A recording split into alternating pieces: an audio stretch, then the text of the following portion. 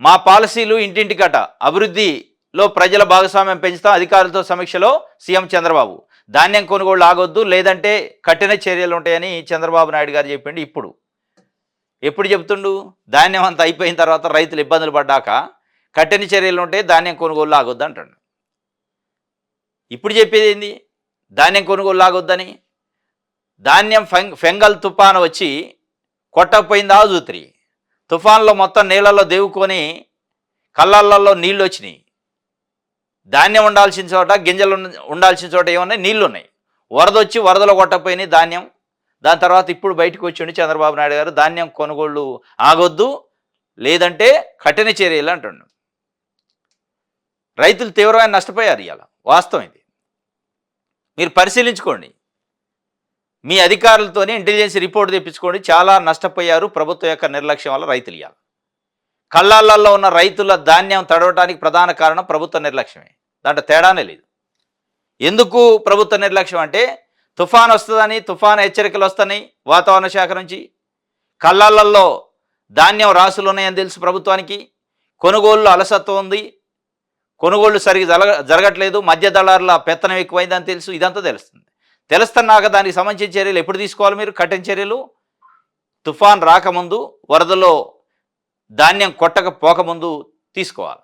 కానీ అంతా అయిన తర్వాత ఇప్పుడు వచ్చి లేదు నేను కఠిన చర్యలు తీసుకుంటా అంటుండు చంద్రబాబు నాయుడు గారు. ఇంకోటి, మా పాలసీలు ఇంటింటికి పోతాయి అంటే ఇంటింటికి మీ పాలసీలు కాదు, జగన్మోహన్ రెడ్డి కూడా తీసుకుపోయిండు అనేది ప్రజలు అనుకుంటున్నారు. మీ పాలసీలు కూడా పోతున్నాయి, కానీ అసలు ఈ పాలసీలు ఇంటింటికి పోవటం అనే ఒక కాన్సెప్ట్ని తీసుకొచ్చిన జగన్మోహన్ రెడ్డి వాలంటరీ వ్యవస్థని, గ్రామ సచివాలయ వ్యవస్థను పెట్టి అనేది ఇలా ఏపీలో ఉన్న ప్రజలు ఒక చర్చ. ఇక దాన్ని మా పాలసీలు ఇంటింటికి పోతాయి అంటుండు. అభివృద్ధిలో ప్రజల భాగస్వామ్యం కూడా పెంచుతారట అధికారులతో సమీక్షలో సీఎం చంద్రబాబు. రాష్ట్రంలో ఒక్కో కుటుంబాన్ని ఒక్కో యూనిట్గా తీసుకొని వారి కుటుంబ సభ్యుల ప్రొఫైల్కి తగ్గట్టు ప్రభుత్వ పథకాలు అందించడంపై సమగ్ర అధ్యయనం చేయాలని అధికారులు ముఖ్యమంత్రి నారా చంద్రబాబు నాయుడు ఆదేశించారు. ప్రతి కుటుంబం నుంచి ఒక ఎంటర్‌ప్రెన్యూర్ ఉండాలన్న ప్రభుత్వ లక్ష్యానికి అనుగుణంగా ప్రణాళికలు రూపొందించాలని సూచించారు. బుధవారం ఉండవల్లిలో ఆయన మాట్లాడిన పరిస్థితి. ప్రతి కుటుంబాన్ని యూనిట్ తీసుకొని ప్రతి కుటుంబంలో ఏదో ఒక స్కీమ్ వచ్చే విధంగా చేస్తారట. అది ఆల్రెడీ జగన్మోహన్ రెడ్డి చేసిండు. ప్రతి కుటుంబంలో రైతు ఉంటే రైతు భరోసా, పిల్లలు స్కూల్కి పోయేళ్ళు ఉంటే అమ్మఒడి, ఇట్లా రకరకాల స్కీమ్స్ పెట్టిండు. అమ్మ హస్తమని, నేతన్న హస్తమని, ఈ ఆటో వదిలే వాళ్ళకి ఆటో డబ్బులు, ఇట్లా రకరకాలుగా. అది ఆల్రెడీ అయింది.